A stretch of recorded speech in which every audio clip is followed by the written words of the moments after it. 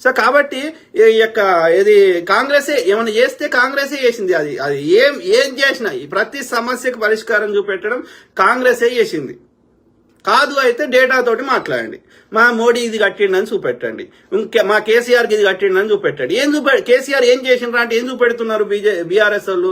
ఈ పథకం ఇచ్చిండు, షాదీ ముబారక్ ఇచ్చిండు, కళ్యాణ లక్ష్మి ఇచ్చిండు, ఈ పథకాలు తప్ప కొంత చిల్లర తప్ప ఇంకా ఇది కట్టిండు అని ఒక్కటి చెప్తలేరు. కట్టకపోతే ఈ చిల్లర ఇచ్చే పథకాలు ఎన్నాళ్ళు ఇవ్వగలుగుతాం ఏ ప్రభుత్వమైనా? వాళ్ళని పేదోని ఎల్లకాలం పేదోని ఉండనియద్దు. రోజు రోజుకి ఆ యొక్క పథకాలు పొందే వారి సంఖ్య తగ్గాలంటే పేదవాళ్ళ నుంచి వాళ్ళను మిడిల్ క్లాస్ కి అబోవ్ మిడిల్ క్లాస్ కి ధనవంతులను తయారు చేయాలంటే సంపద సృష్టించాలంటే అభివృద్ధి చేయాలంటే కట్టాలి, చదువు చెప్పాలి, వాళ్ళంతా వాళ్ళు వ్యాపారం చేసుకుంటా అంటే వాళ్ళకి తక్కువ వడ్డీ లేని రుణాలు ఇవ్వాలి. అట్లా వాళ్ళని చేస్తే వాళ్ళే ఒకరు ఏదైనా వ్యాపారం పెట్టుకుంటే 10 మందికి వాళ్ళే పని కల్పిస్తారు. అట్లా వాళ్ళ ఆర్థికంగా అభివృద్ధి అంటారు, వాళ్ళ చేల పైసలు ఆడతాయి, 4 వస్తువులు కొనుక్కుంటారు, గవర్నమెంట్ దగ్గర కూడా ట్యాక్సులు వస్తాయి. అట్లా రోజు రోజుకి ఈ పథకాలు పొందుతున్న వాళ్ళ సంఖ్య, తెల్ల రేషన్ కార్డు ఉన్న వాళ్ళ సంఖ్య, దారిద్ర్య రేఖకు దిగువన ఉన్న బీపీఎల్ వీళ్ళ సంఖ్య తగ్గాలంటే అభివృద్ధి చెయ్యాలి. సింపుల్. మరి అభివృద్ధి ఎట్లయితుంది? ఏది కట్టాలన్నా భూమి కావాలి. ఎక్కడి నుంచి తెద్దాం? మరి ఫార్మాసిటీ కడదాం, ఇంకోటి కడదామంటే పంట పొలాలు తీసుకుంటూకుంటారా? అది ఇంకా పెద్ద గొడవ చేస్తారు. మొన్న ఆ రైతులు అక్కడ ఏది రంగారెడ్డి జిల్లాలో ఎంత పెద్ద గొడవ చేసి అదే బీఆర్ఎస్ ఎంత గొడవ చేపించిండు, ఆ కలెక్టర్నే కొట్టే ప్రయత్నం చేశారు. అంటే పంట పొలాలు తీసుకోవద్దు. మరి ఇక పంట పొలాలు తీసుకోకుండా మరి ఇండ్ల నివాసం ఉండే ఇండ్లనైతే అసలే తీసుకోవద్దు. మల్లన్న సాగర్ కానీ ఇంకో దగ్గర కానీ మా ఊర్లు మునిగిపోతున్నాయి అని గుడగొడ ఏడ్చిరి. అంటే నివాసం ఉంటున్న ఇండ్లున్న జాగా తీసుకోవద్దు, పంట పొలాలున్న జాగా తీసుకోవద్దు. ఊరవతల ఇథనాల్ ప్లాంట్ పెడదామన్నా వీళ్ళకే సమస్య, బీఆర్ఎస్ వాళ్ళకి సమస్య. బీఆర్ఎస్ దగ్గర చిల్లర తీసుకున్నటువంటి జర్నలిస్టులైన తులసి చంద్ గారు ఇంకోర్లో ఇట్లాంటి వాళ్ళకి కూడా సమస్యనే. అంటే ఇథనాల్ ప్లాంట్లు పెట్టవద్దు, ఊరవతల ఇథనాల్ ప్లాంట్ పెట్టినా కాలుష్యం అవుతుందంట. రోజంతా అన్ని వాహనాలు నడిపితే కాలుష్యం కాదు. ఒకరి బస్సులో పోవచ్చు, పబ్లిక్ ట్రాన్స్పోర్టేషన్ యూజ్ చేసుకోవచ్చు. అయినా ప్రతి ఒక్కరు ఇంట్లో ముగ్గురుంటే మూడు వాహనాలను మెయింటైన్ చేస్తే కాలుష్యం కాదు. అర్థమైందా? డ్రైనేజ్ సిస్టంలకు పంపించాల్సిన వ్యర్థ పదార్థాలని చెరువులకి కుంటలకి పంపిస్తే కాలుష్యం కాదు. చెత్త వద్దురా, ఏడబడతాడు వారేయకుండా మున్సిపాలిటీ డబ్బులలో వారేయనరా, రోగాలు వస్తాయిరా అంటే కాలుష్యం కాదు. గవర్నమెంట్ ఏదైనా అభివృద్ధి చేస్తామంటే కాలుష్యం అవుతుంది. అంటే ఎంత, అది కూడా చదువుకున్న వాళ్ళు, ఇంతో అంతో సమాజం మీద బాధ్యత ఉన్న వాళ్ళు, నిష్పక్షపాతంగా పనిచేయాల్సిన జర్నలిస్టులు ఎందుకు చేస్తున్నారు వీళ్ళంతా? వాళ్ళు కేసీఆర్ అనే దుర్మార్గుడు వాడు అధికారం ఉన్నప్పుడు దోసుకున్న సొమ్ముని, ఆడ బీజేపీ వాడు దోసుకున్న సొమ్ముని వీళ్ళకి చిల్లర అందిస్తున్నారు. వీళ్ళకి చిల్లర వస్తే చాలు వాడు బెట్టింగ్ యాప్లు ప్రమోట్ చేస్తాడు, లేకపోతే ఇట్లా బీఆర్ఎస్ కి అనుకూలంగా మాట్లాడతారు. ఇట్లా తయారైన కింది స్థాయి నుంచి పై స్థాయికి తమ స్వార్థం కోసం జాతి ప్రయోజనాలను తాకట్టు పెడతామంటే ఎట్లా? ఎంతవరకు కరెక్టు?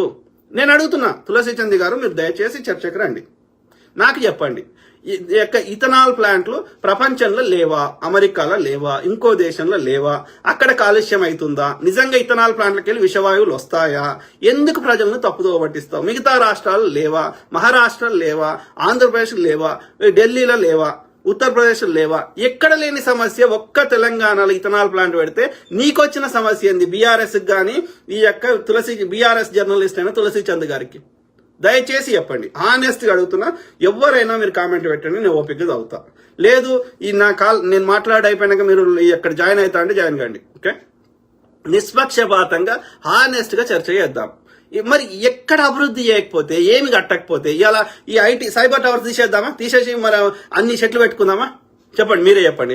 సైబర్ టవర్స్ అన్ని తీసేసి ఇప్పుడున్న ఐటీ ఇండస్ట్రీ అన్ని తీసేసి మొత్తం చెట్లు పెట్టుకుందామా? చెట్లు పెట్టుకొని అడవులున్న పాములని, నక్కలని, ఇంకేమైనా తోడేళ్ళని ఏమైనా ఉంటే తీసుకొచ్చి ఆడ పెంచుదామా? ఏం చేద్దాం?